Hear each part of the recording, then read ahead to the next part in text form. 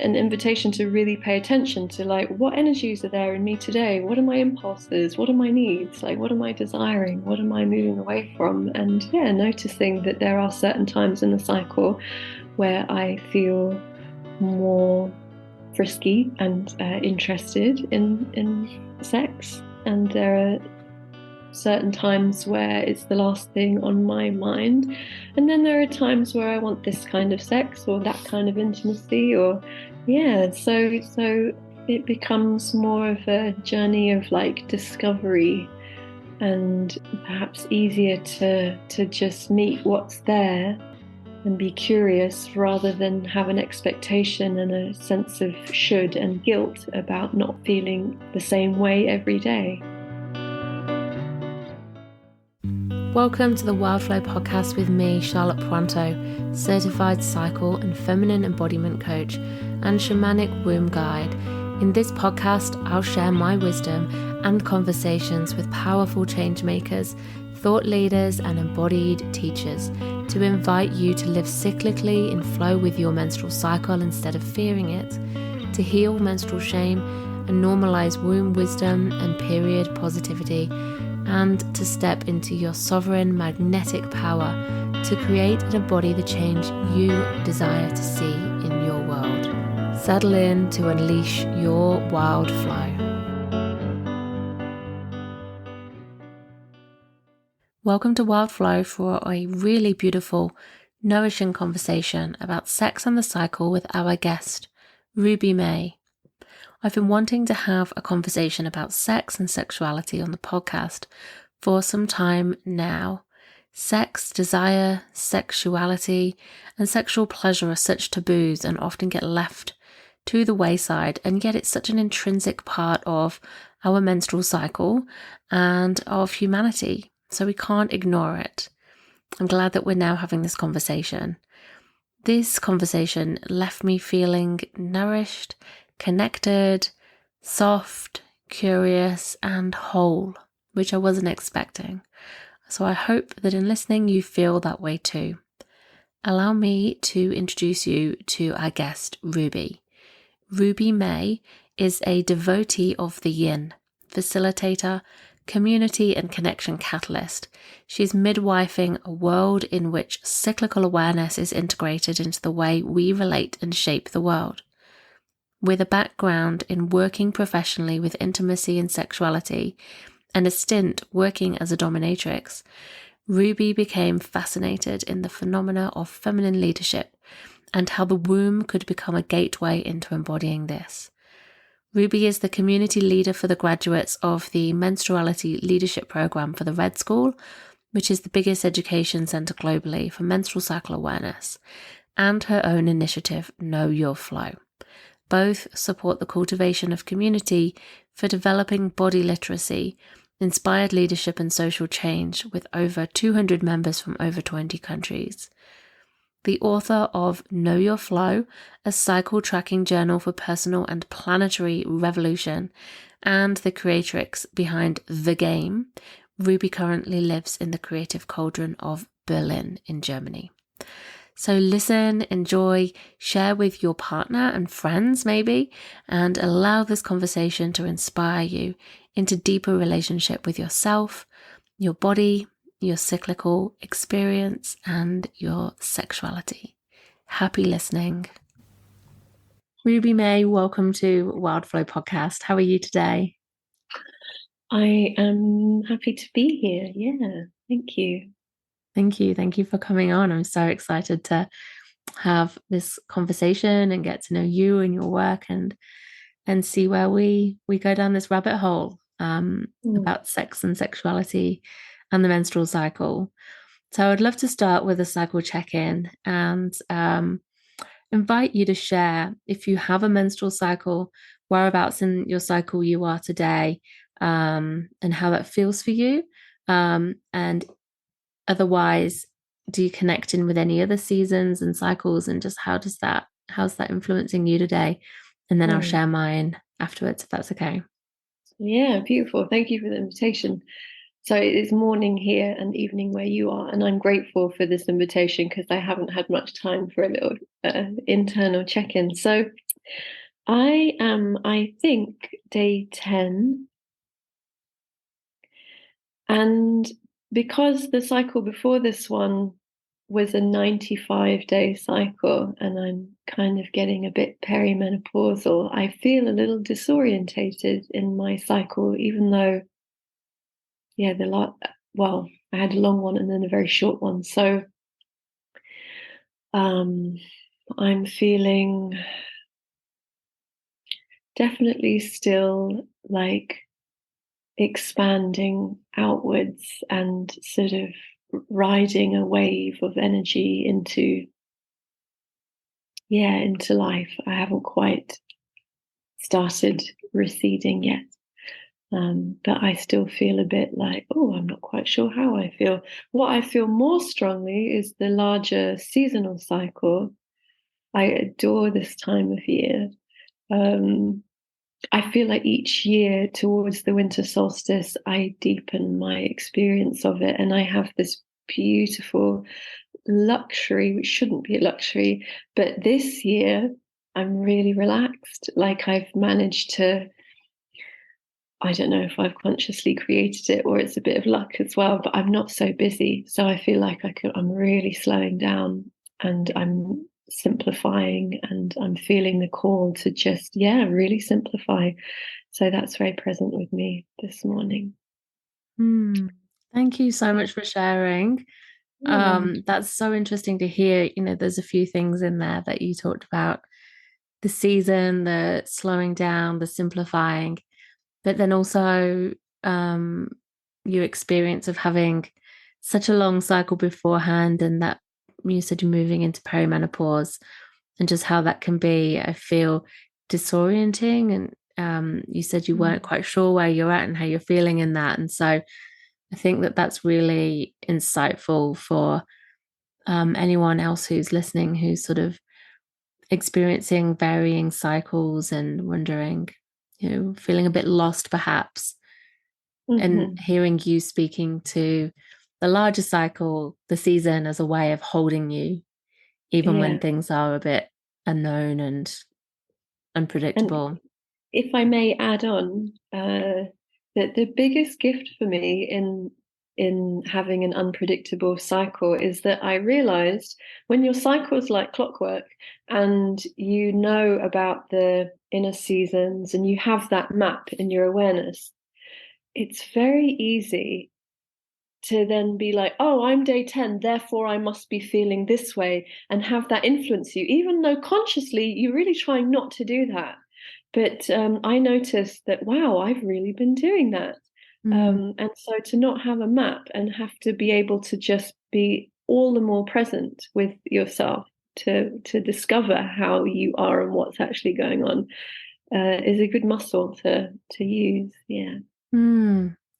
I think that's such a great point. Thanks for adding that in. I Mm. think that's something I've often had thoughts of similar nature before, of where menstrual cycle awareness is such a powerful, incredible tool, but we have to be careful not to tip into its gospel, in that way of, like you Yeah. said, like, well, I'm here, and so this is the archetypal experience of Mhm. that. And you're trying to squeeze yourself into a box of, yes, I am feeling like that, aren't I? And Yeah. in fact, you're really not. And I've had quite a few years differently, but postpartum breastfeeding, not having menstrual cycles for quite a Mhm. lot of the last, for about 5 years, I reckon there. Mhm.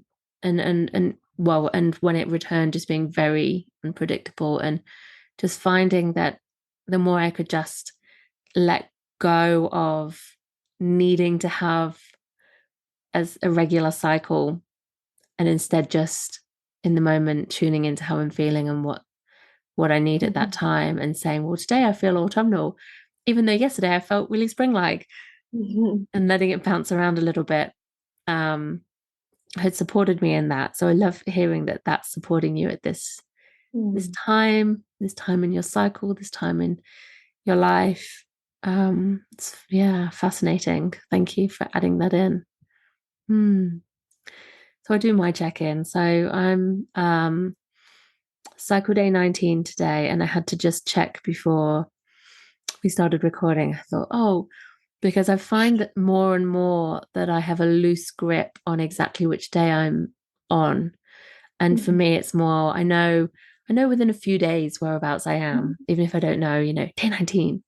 And so I still have that awareness and that knowledge of like, this is where I am, but without needing to be so purist about it, perhaps. Um, and today I really felt a shift. Um, over the last few days, I've had some really good resilience and energy and capacity. I've got small children and they're on school holidays now, and I've been like, come on, kids, we can do this. And today I had a day to myself, and it was a perfect day for it because I felt so tired.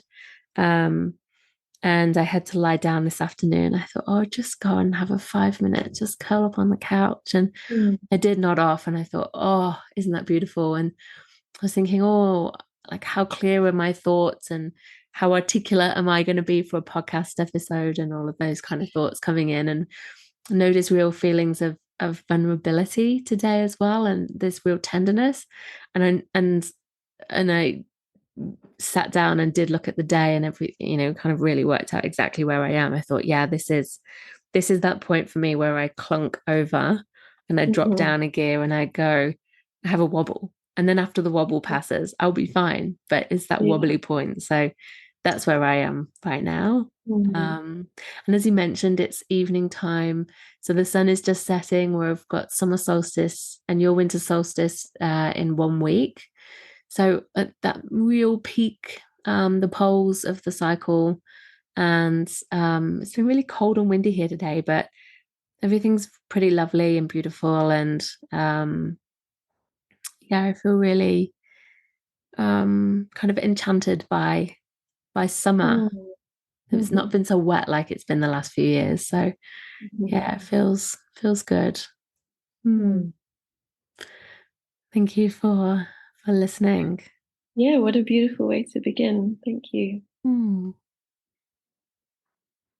Okay, so Rui, I would love to invite you to start this conversation with sharing with us who you are today, and what you do. And if you would like to bring us on the journey of how you got to this point in this place, it would be so lovely to hear about you.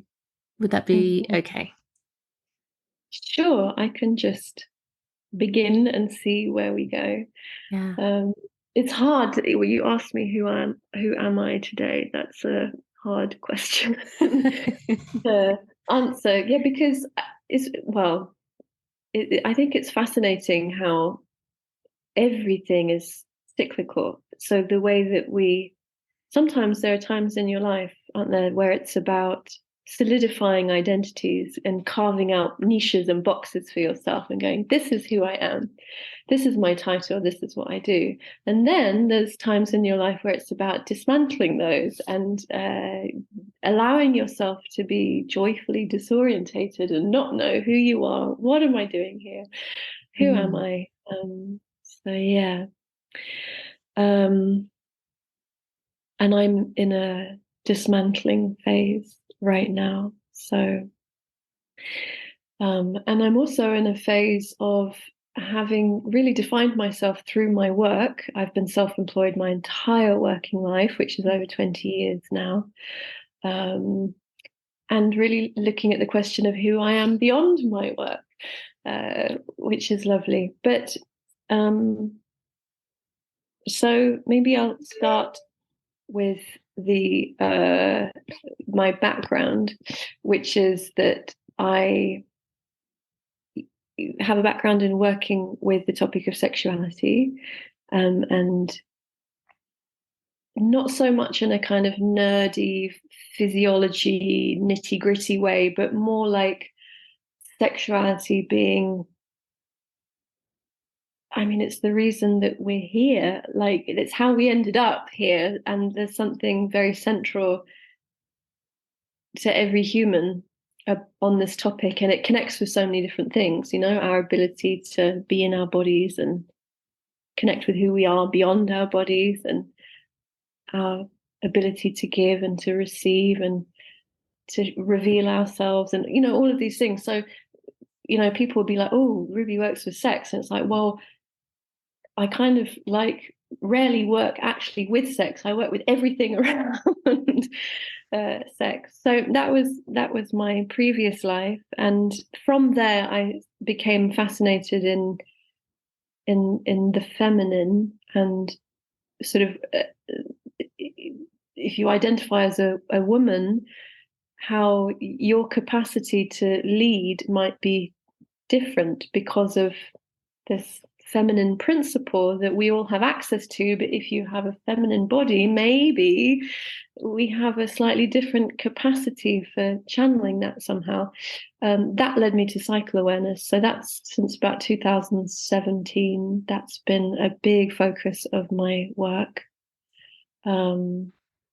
And then I have a kind of fun entrepreneurial side to me. So I invented a game last year that supports people to connect. It's a simple card game. And so my inner businesswoman gets to play with that game. And so I do that on the side as well.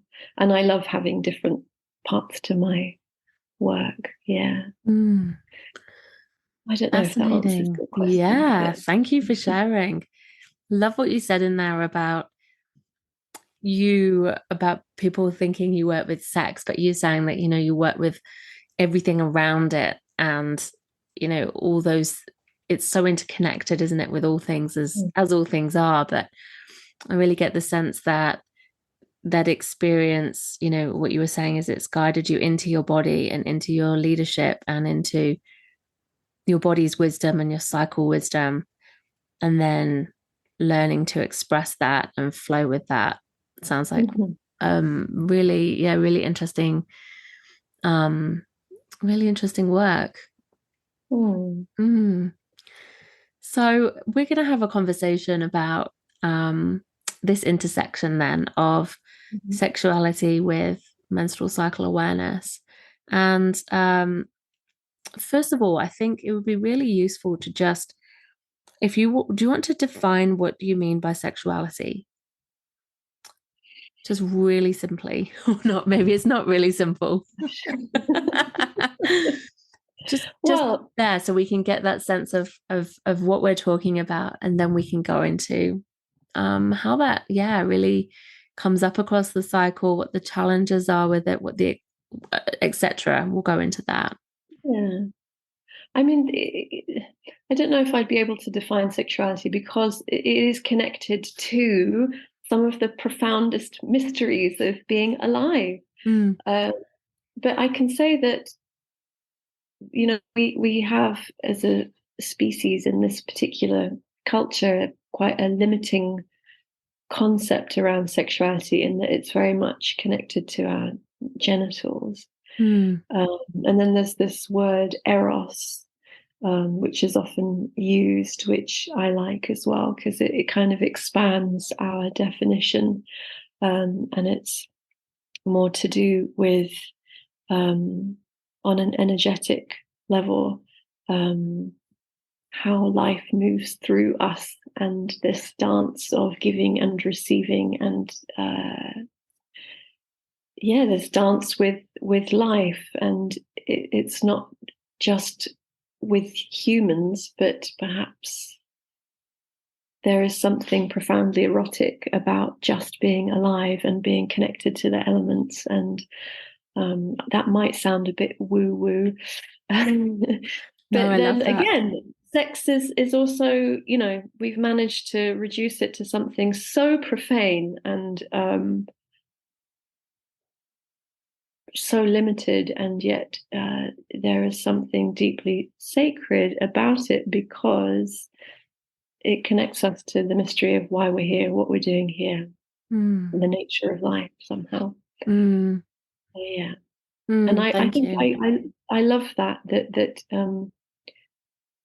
there's this polarity of sex being this animalistic physical act, and then something much bigger, more mysterious, more sacred. I adore that polarity and the dance of the different parts of it. Yeah, thank you. So I think that's really great because it can really sense that this is not just sex and an intimacy with another partner or even with yourself in that way. This is more about that erotic expression and feeling and interaction with all things in the world. And I think that that's really beautiful. And I love that you've explained how, we've reduced it so much, but actually there's so much more potential within that. And when we can think about sexuality in those kind of terms, it just opens up so much more to us, more life, more possibility, more pleasure, and opportunities to get to know ourselves more deeply too. Yeah. And it's such a fascinating, our relationship with our sexuality, as in like the aspect of sexuality that is about sharing our bodies with another human, like is such a microcosm to like much bigger topics in life, no? Like what our relationship is to trusting life, to opening, to being assertive, and all of this. So yeah.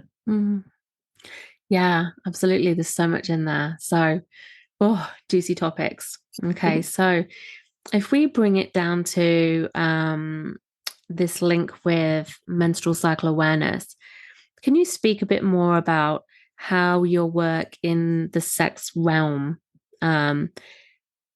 why connecting with menstrual cycle awareness was that link for you, that portal into what you do now, why that was the piece that really spoke to you? Yeah. So I find it so fascinating that as someone with a female body, that I have a particular relationship to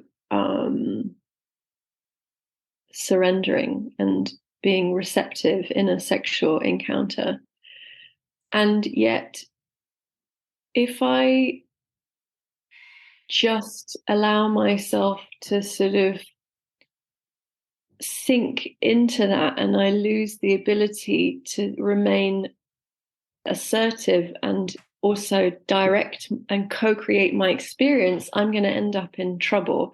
I'm going to end up going over my boundaries. I'm going to end up having a sexual experience that might not be very satisfying. So I need to honor how my pleasure is connected to deep surrender, and yet also stay present and assertive and creative in, it's like such a dance. And so I just became really fascinated in that dance and how do I stay connected to this creative leadership that wants to be part of my encounters. And around that time I was also working as a dominatrix for a while. Interesting. And Amazing. that's a whole other story. Yeah, I was going to say it's a whole other podcast. But I was so open and curious just to explore different facets of my sexuality. And I thought, I'll just give the kind of stereotypical dominatrix a go and see how that glove fits. And it just didn't at all. I felt really fake and awkward and the kind of stereotypical dominatrix who's like barking out orders and kind of cold and icy and it just and so then I started experimenting with like, well, when do I feel confident in leadership with a man? Like when do I feel joy at being in control and leading a situation, an encounter? And so I just was really curious, like, what are the ingredients? And as I mentioned earlier on, is there such a thing as feminine leadership? And this felt kind of controversial because also I was navigating in kind of genderqueer circles. and the whole idea that, you're, of course, gender identity and biological gender are two different things. And isn't it old fashioned to talk about feminine leadership and all of this? But I was like, but there must be something to this. So I just decided that the most logical way for me to explore that was through my body, and particularly through the womb. Maybe the womb and her deepest nature has something to reveal about the feminine. I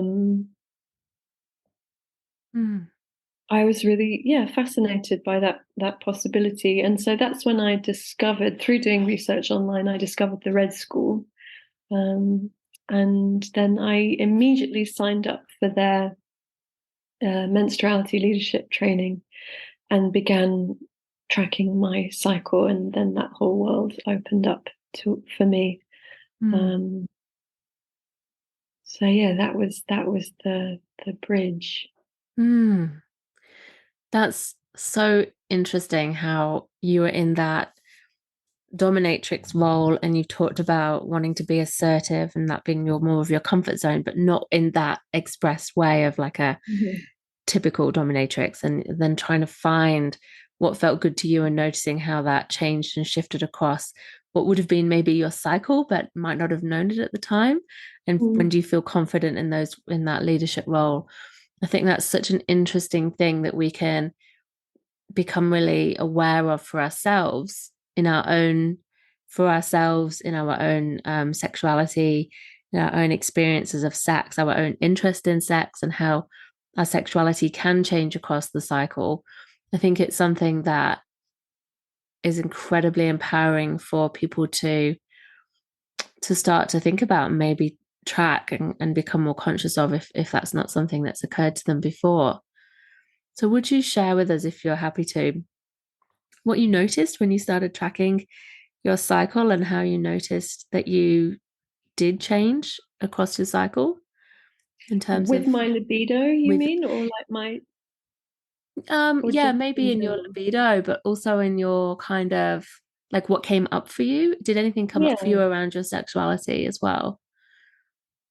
and it's still ongoing, by the way. Yeah. Yeah, yeah. So I think that, well, a big thing that happened through my cycle awareness is starting to realize the level of trauma that I was carrying completely unaware, and how disconnected from my body I was, which was a shock because I was a trained yoga teacher. I considered myself like fairly embodied, and I realized, I wasn't at all. So that was a shock, and that led me to, like, really earnestly begin the journey of reconnecting with my body and really feeling the pain of the parts that weren't connected. And I think that that's one ingredient for good sex, and being in a good sexual relationship with yourself is, your ability to really be in your body and not floating above it. Because that, I mean, engaging sexually with ourselves, with another, is a physical act, not just, but it requires that we are in our bodies, but also that's where our desires live and our boundaries live and where impulses arise from. And so it was a journey of a painful, challenging journey of realizing how disconnected I was, and then gently, or perhaps not so gently sometimes, but bit by bit, moving towards inhabiting myself more. So one of the powerful things about cycle awareness is its capacity to be this deconstruction process. So because you're just getting so intimate with yourself, you're starting to see like what is me and what is my conditioning. which, wow, what a powerful thing to do in this lifetime. Know exactly that question. What is me and what is my conditioning? What's not true? What's not authentic? What's just like the outside world shaping me in ways that aren't really honoring to who I am and how life is? So part of that conditioning is also the sexual conditioning we have, how you're meant to be as a woman sexually, and so I think that the cycle awareness for me has been also a confronting process of like wanting. An example of that is oh, I'm meant to want sex all the time, Yeah, good and one. and I'm there to meet my partner's needs. Like I think that's quite a kind of archetypal common dynamic. And so the cycle, an invitation to really pay attention to like what energies are there in me today, what are my impulses, what are my needs, like what am I desiring, what am I moving away from, and noticing that there are certain times in the cycle where I feel more frisky and interested in sex, and there are certain times where it's the last thing on my mind, and then there are times where I want this kind of sex or that kind of intimacy, or so it becomes more of a journey of like discovery, and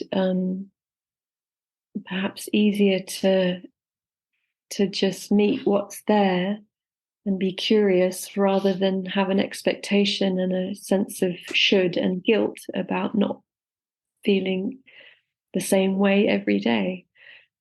And I don't think we realize because it's so implicit, but there is this kind of underlying narrative in our culture that we should be feeling the same way every day. Like, look at the way, the way that you guys are living in Australia towards the summer solstice and the way that we're living here in the winter solstice, probably not that different, which is insane. And the idea that we're meant to feel the same every day, we don't talk about that because it's so ingrained. But yeah. And it's so male serving of people with male physiology and hormones, where it's that same cycle every day. And I think that's such an important point. And what you said there about pleasing your partner and feeling the same and being available and interested at the same level just feels like such a, you said ingrained and such a female pleasure is such a taboo, isn't it, for a woman to own her desires and express what she needs, and to hold a boundary around that, like that's what she's available for and what she's not available for too. I want to interrupt this episode with an invitation for you to come and download your free gift, 12 magical rituals to nourish your menstrual cycle. This guide features 12 rituals, all beautiful practices, rituals, and gorgeous experiences you can give yourself in each of the 4 phases of your cycle in a winter, spring, summer, and autumn to help you to come back into beautiful, loving, nurturing, empowering relationship with your body, your cycle, and your wild feminine power. Come and download it now from my website, www.charlottepointo.com/free gift. And you've said to me about menstrual cycles and sex sharing the same thread of taboo. Love to hear you speak more about that. I think that's why I was so drawn to working with sex and the cycle as well, because I remember the first time I ever felt turned on, I don't know how old I was, probably like 11 or something. And I was like, what is going on in my body? Like, no one had told me about this phenomena. no one had told me about the phenomena of being aroused or turned on. So I was like bamboozled by this sense of every cell in my body dancing and being in this heavenly, blissful state. And I was like, wait a minute, you're telling me that this is wrong and sinful, because I was brought up religiously. And yet, this is the most life affirming feeling I've ever felt. Something's not adding up. And so I had an intuitive sense that there's something around the taboo that basically it means that something's very powerful and you shouldn't have access to that power, or there's something that wants to be protected and sort of taken away from your sense of empowerment or ability to understand or experience, or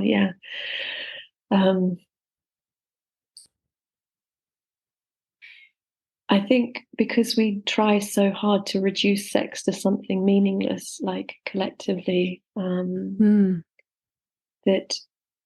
that's in response to how powerful this force really is. And I think as women, we also are blind to that. Generally speaking, there is a tendency that we forget how powerful we are as sexual beings, and that is very taboo in this world, to own how powerful you are as a sexual being. I mean, there's a human aspect of that as well, that beyond gender, that connecting with this force within you, I think, is a way of connecting with who you are beyond your mortal, physical, little human self, and kind of tapping into something much bigger and more mysterious. And there are perhaps agendas out there that would rather us stay small and not tap into the bigness of who we are. And then when it comes to bringing gender into it and power imbalances historically, that there's something dangerous, and plenty of agendas out there that would prefer women to not understand the power that we have sexually. So the taboo is a kind of way of attempting to keep the status quo. And then I think also that the cycle and the way our blood has been demonized and kept in this shroud of taboo and disgusting and shameful and a curse, that there's also something incredibly powerful about being cyclical and having a womb, and the womb's ultimate identity being a vessel for new life. I mean, wow, to be tapped into those archetypal forces of life, the amount of respect and reverence that then invites would just change everything in our society. And there are forces that would rather that not happen. So that's the taboo is a method of keeping the status quo. Yeah, and it runs deep, doesn't it? It's something that, I see, influences us from, like you said, right from when we're really young, getting that message really soon that to feel sexual feelings and pleasure in our bodies is something that, we hide, we don't follow, we disconnect from. And, I've got, memories of similar things, happening to me when I was about that kind of age. And then just that sense of shame that came up when it was Mm. something that was either I mentioned or other people mentioned, and it, very quickly became something that I really, really shut down. And I think most people, in, a lot of people are really disconnected from their sexuality, and Mm.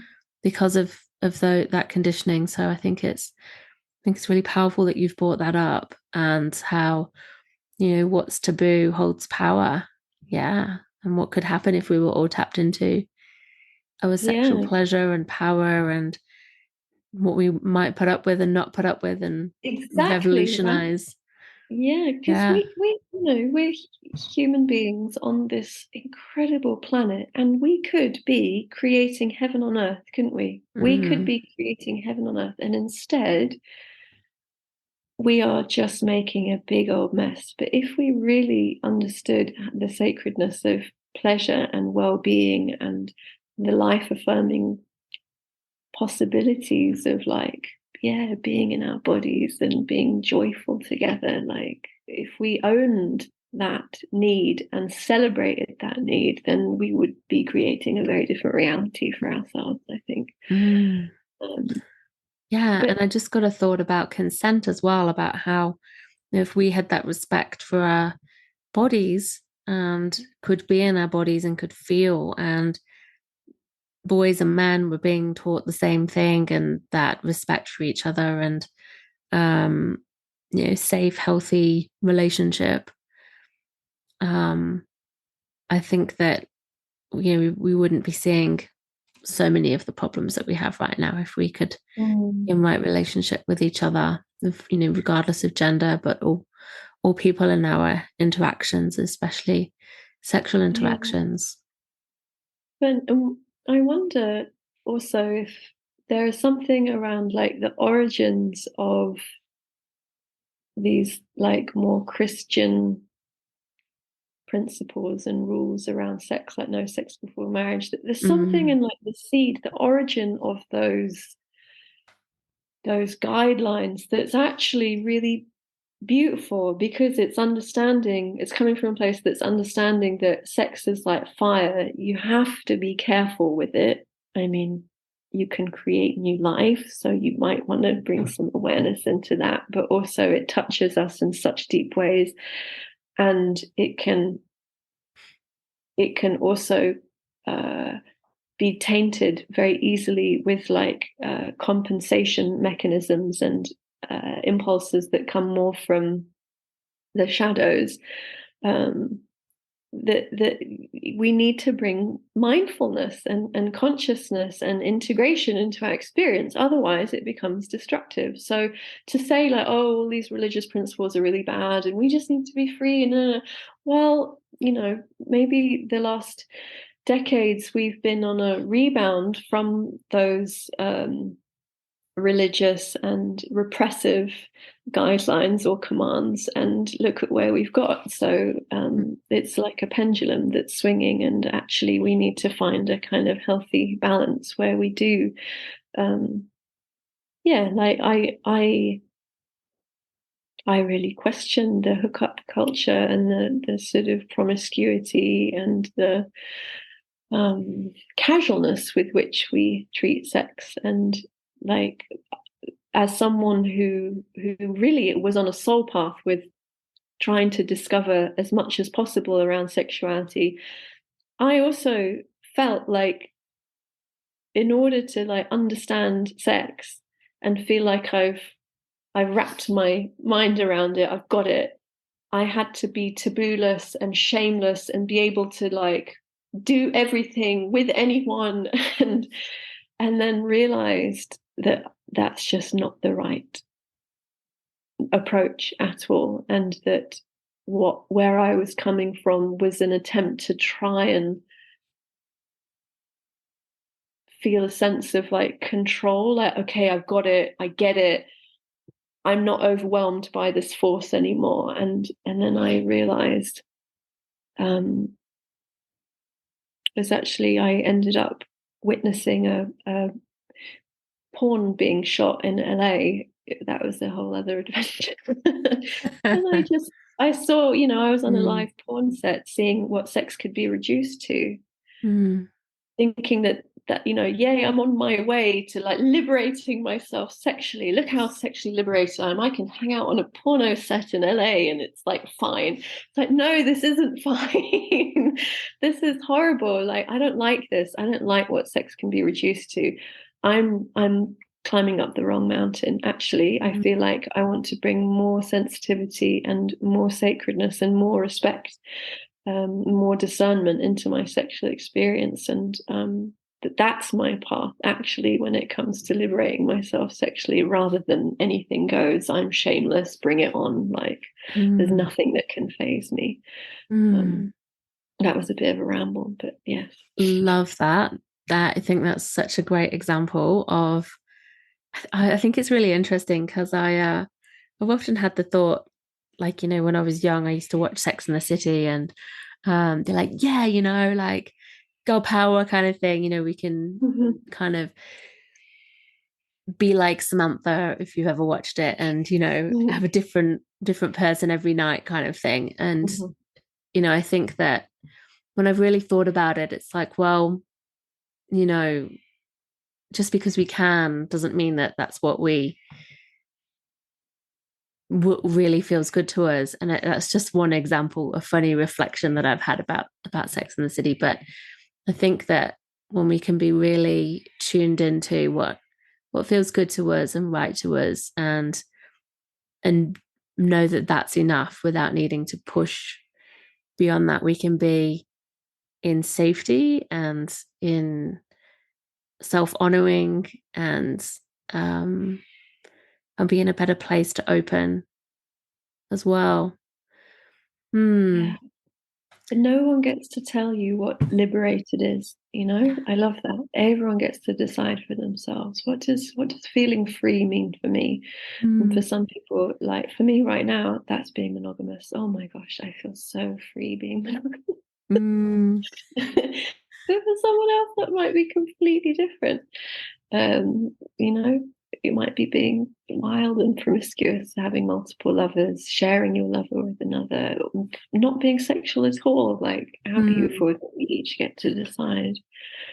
But yeah, I think it's important to have conversations like this also with our friends, with our lovers, if we have lovers, because sex is taboo, it's easy to push it to the back of our mind and kind of compartmentalize it. Oh, that's just my sex life. But it's not, is it? It does ripple out into so many different facets of life, and it's, I think, because we're so domesticated in our culture, we're so sort of prim and proper and have all these social rules, and we're so disconnected from our animal selves. And at the end of the day, we need to be wild sometimes. And even that word wild, we have connotations that means like loud and cathartic, and it just means like rooted into our nature, in our bodies, following impulses without the mind getting in the way. Oh, is this appropriate? How am I coming across? Is this okay? Da, da, da, da, da. We need to have times where we just let our bodies speak, and there's something very like, well, I don't know. I'm curious how you experience it, but for me, it just feels very like nourishing and balancing and healing. Like, I feel like I feel more integrated if I have times where my animal body can just play. Yeah, I agree. I think the way you described wild for me is what it means to me. It's not about being destructive or like dirty or feral or anything like that. It's coming back to our nature, our true nature, beyond all those layers of, like you said, the conditioning and the fitting in and being acceptable. And yeah, I definitely feel like when if the times when I'm not tapped into my primal self, then I get sort of spun into this, up into my head and become quite disconnected. And those moments then when I can just drop back in and be express, how I'm feeling in whatever way that might be. It feels so healing and soothing Mhm. as well. Yeah. Thank you for asking the question. So I'm curious if we go and have a closer look at the menstrual cycle.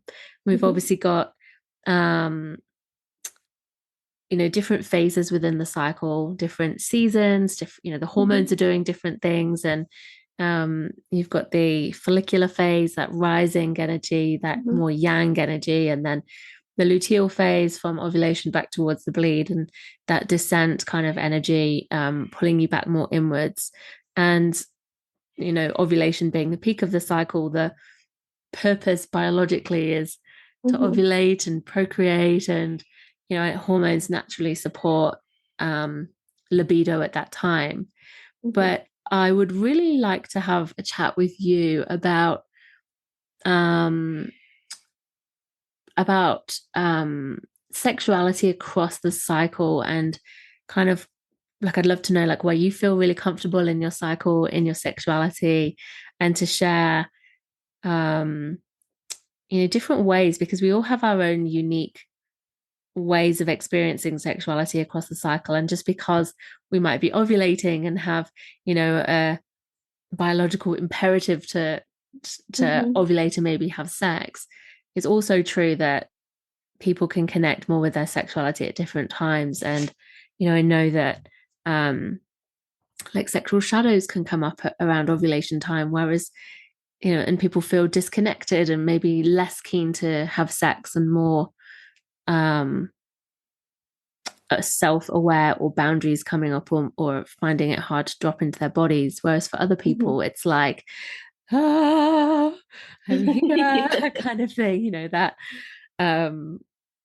openness and wanting to be intimate and connected. Mhm. I'd love to Yeah. just hear from you, just have that conversation about um so first of all, where is there a place where you feel more comfortable or connected to your sexuality in your cycle?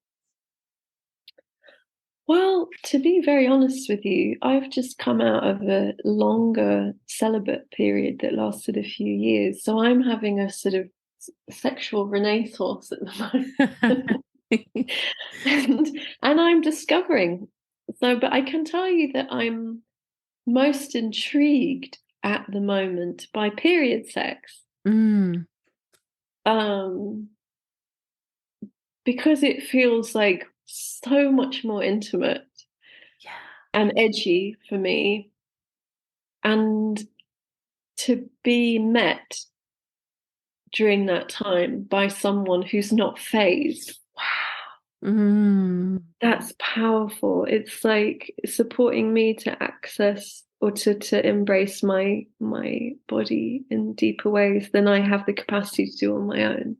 mm, And I think because the conditioning around the blood being gross or runs so deep, even though I feel like I've done so much work on that already, but it's ongoing, it's lifelong. I mean, yeah. I feel like also when it comes to living cyclically, living according to your cycle, that's not something that you work towards achieving. It is a lifelong practice, and something is very relaxing about like saying that and honoring that. But yeah, so I'm curious also about the energetics of period sex, where I feel like my ability to draw my partner into like a deep bond with me energetically is enhanced during menstruation. If there's something around it that feels more profound, um, and yeah, so that's my current like growth edge or sort of part that's like speaking to me of the cycle. Um, but yeah, I mean, what's so beautiful to remember is how different it is for everyone, and I think it's really important to keep reminding ourselves of that. I was speaking to someone a couple of days ago who, because of medical reasons, doesn't have much of a cycle, but she notices that, like, when she bleeds occasionally, right before that, she feels really horny. And she was like, this isn't meant to be this way, is it? And it's like, well, actually, lots of people do have a rise in libido right before they bleed. I believe, if you want a physiological explanation, it's because there's a little peak in testosterone right before we bleed. I'm not sure why. There must be some kind of reason, but yeah. And then for other people, lots of resistance comes up to having sex before or like during ovulation, because the desire to not get pregnant is so strong that that time becomes very charged. And then for other people, it's like prime time for feeling frisky. So I think if we've been socialized as women, there's just so much conditioning around fulfilling other people's expectations, and and for example, being sexually available all the time. That it's so liberating to keep reminding ourselves that it's perhaps it's also different from cycle to cycle. Perhaps that can also be a trap to say, oh, towards ovulation, I have a tendency towards my libido rising, and yeah, to also honor that the cycle gives us access to sort of different qualities and energies within us, like maybe different archetypes. And so the kind of sex that we might be drawn to would change as well. And I can't remember who said this, but I'm so enchanted by this quote.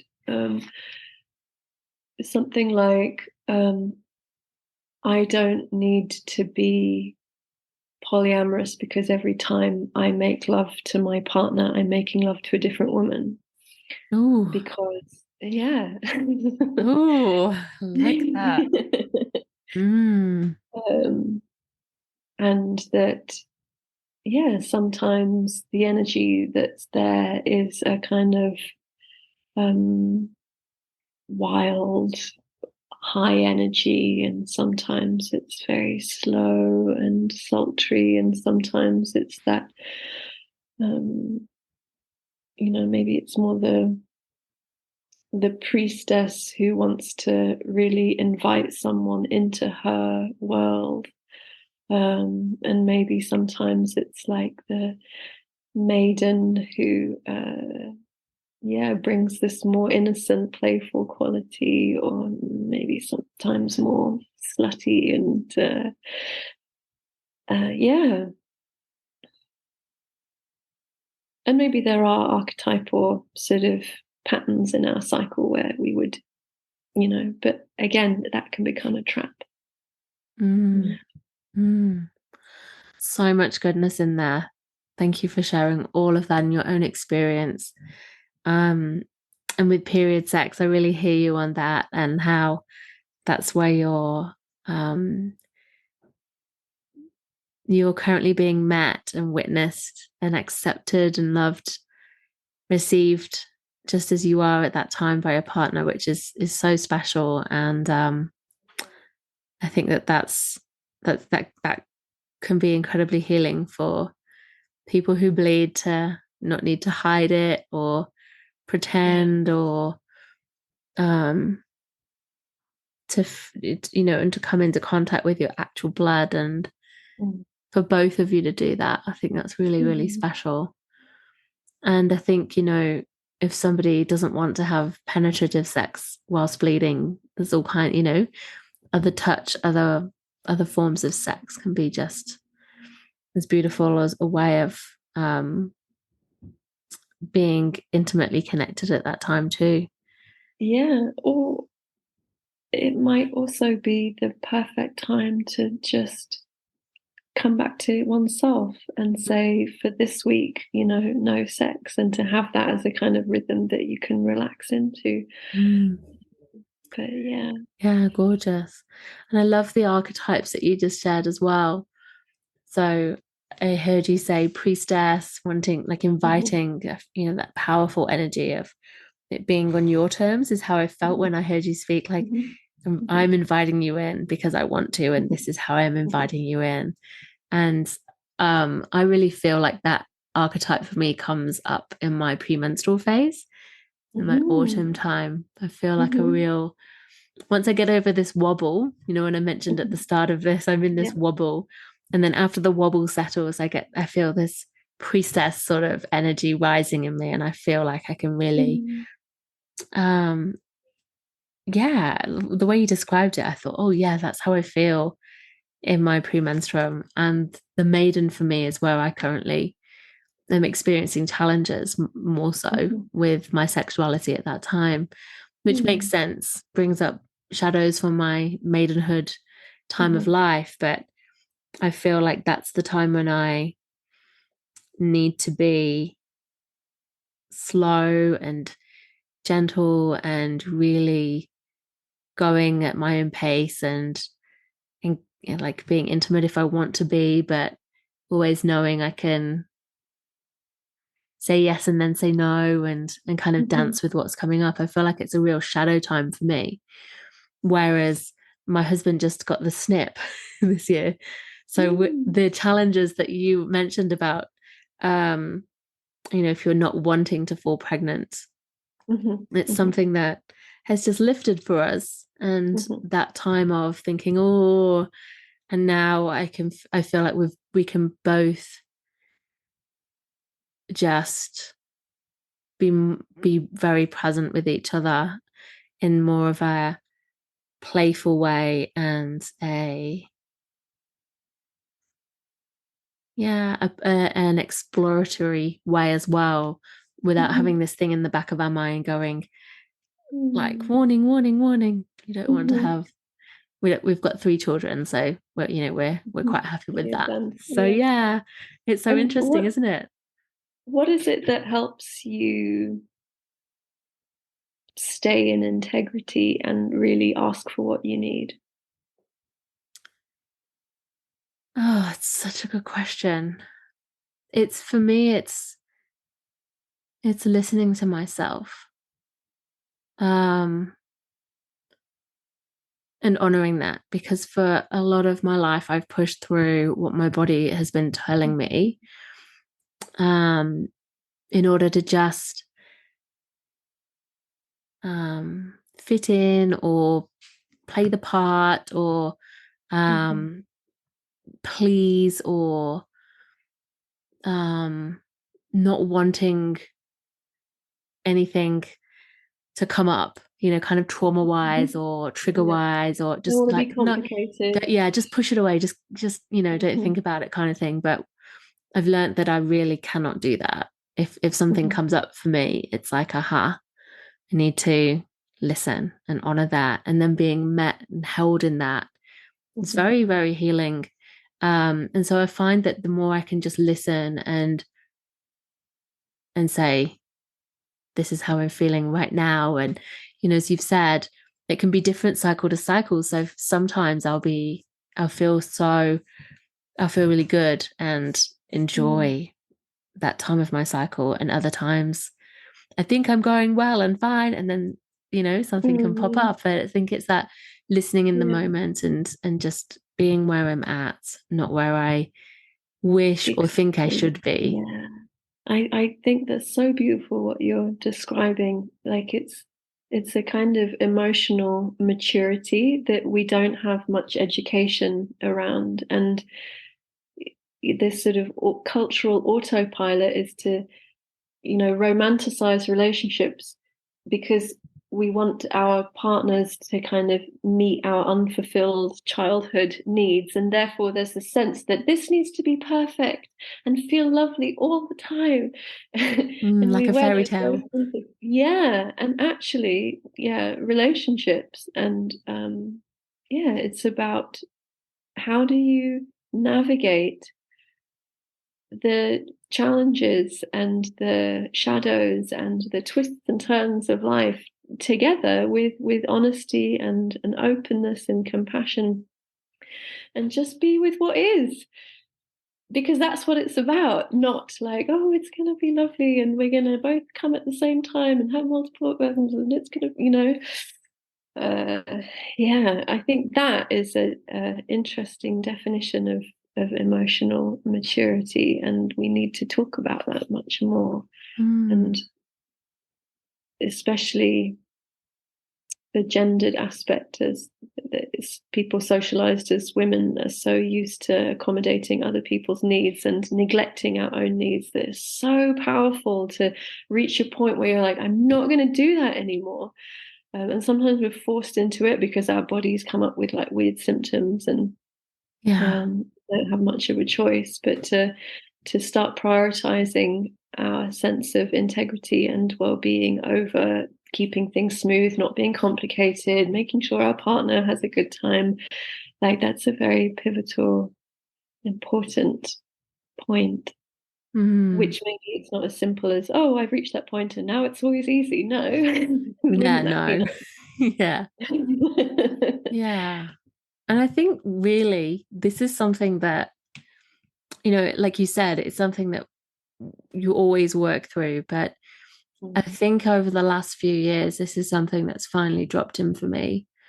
And having cycle awareness as an ally has been just so powerful, and understanding for me, the archetypes of maiden, mother, Marga or enchantress, and crone. And for me, recognizing that I have these shadows that come up at this springtime, like when my bleed ends, and in that first, before I get towards my summer, for me, understanding that that can, be the maiden energy archetypally, and linked to maybe that phase of your life, or the tenderness and that kind of like transitional point from inwards to back in relating to people again, perhaps Mm-hmm. for me. And having just learning about that and experiencing it, and tracking it, and just noticing how my sexuality does cycle,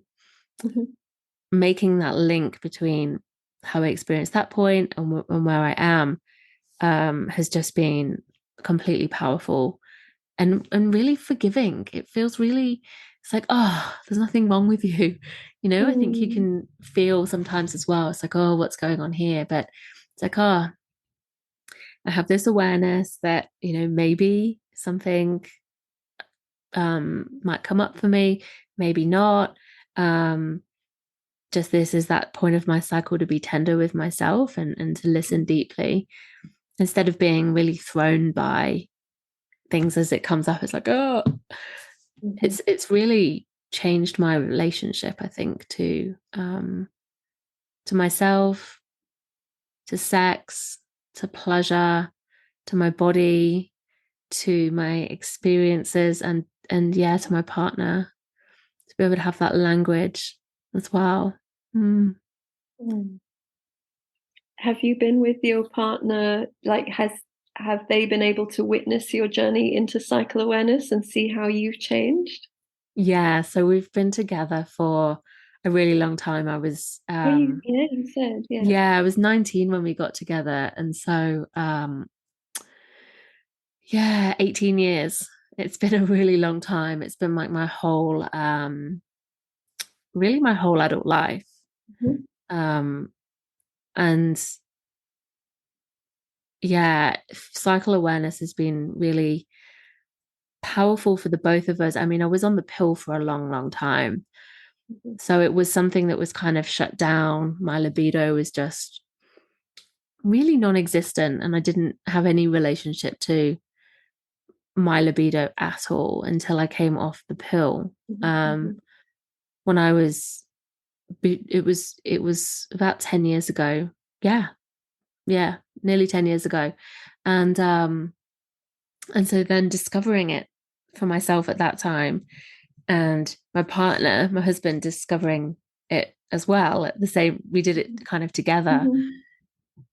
and it's supported him to understand. And he now is like, oh, where, always wants to know where I am, and he's tracking. And he said to me today, oh, you're going to be bleeding at Christmas, aren't you? And how are we going to, manage that? And I was like, oh, That's so Oh, lovely. Because yeah. I'd just clocked that at the same sort of time. I hadn't really thought Mhm, about it before. And to feel not alone in mhm, in this, it's a really beautiful thing. mm. Hmm.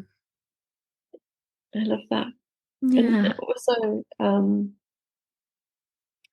I feel like when we are in touch with our cycles and the different, how we are, how what comes through us, how we express ourselves changes day by day.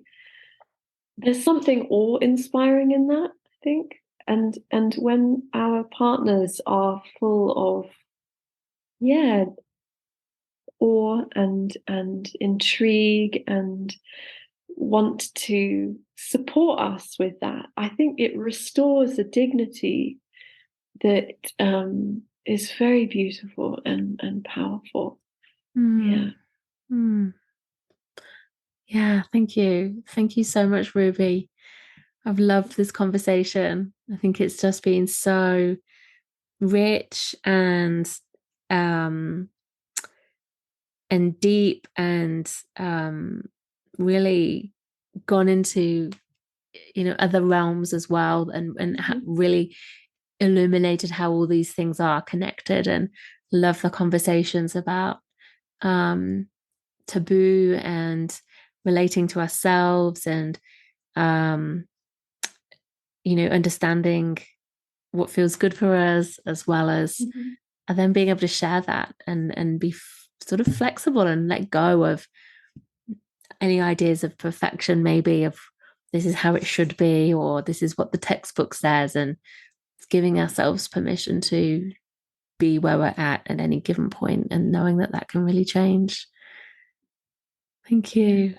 you. I love having conversations because like this, because then through your awareness and questions and what you share, then I am able to think about things in a different way. So it's beautiful for me also to affirm again the power of cycle awareness for deconstructing our conditioning and just like Mm-hmm. really inhabiting ourselves and our truth and the link between that and our sexuality. And yeah, it's been Amazing. lovely to connect. And you. Thank you, Ruby. Mm. So, where can people find you and your work and your game as well, and any Yeah, other so offerings you have? if you go to rubymay.co, that's kind of my umbrella site that links you to various places. So yeah, I do international shipping for my game, Mm. uh, and my website Know Your Flow. That's where you can, because I brought out a cycle tracking journal last year that comes from the lens of the kind of what we've been talking about, the power of cycle awareness for deconstructing conditioning. Um, so it's Know Your Flow, Menstrual Cycle Awareness for Personal and Planetary Revolution. So that's available from my website as well. That's a great title. Love that. I'm going to go check that out. Thank you. I'll pop all of these links into the show notes. And so, yeah, go and follow and find Ruby's work. And thank you so much, Ruby. Thanks for having me. Thank you so much for listening in. If you're loving this podcast and you'd love to help me spread the wisdom shared, please leave a review or rating or share this with somebody who you think would love to listen in. I'm really passionate about creating ripples of change and getting this information to more women, girls, and people with a cycle so that they can reclaim their cyclic natures too. And if you'd love to dive in deeper with learning more about how to connect with your cycle and rites of passages, come and join our free Wild Flow Circle community or choose a course and learn with me on my online learning hub. All the links are in the show notes. And until next time, be well and go with the flow of your cyclic nature.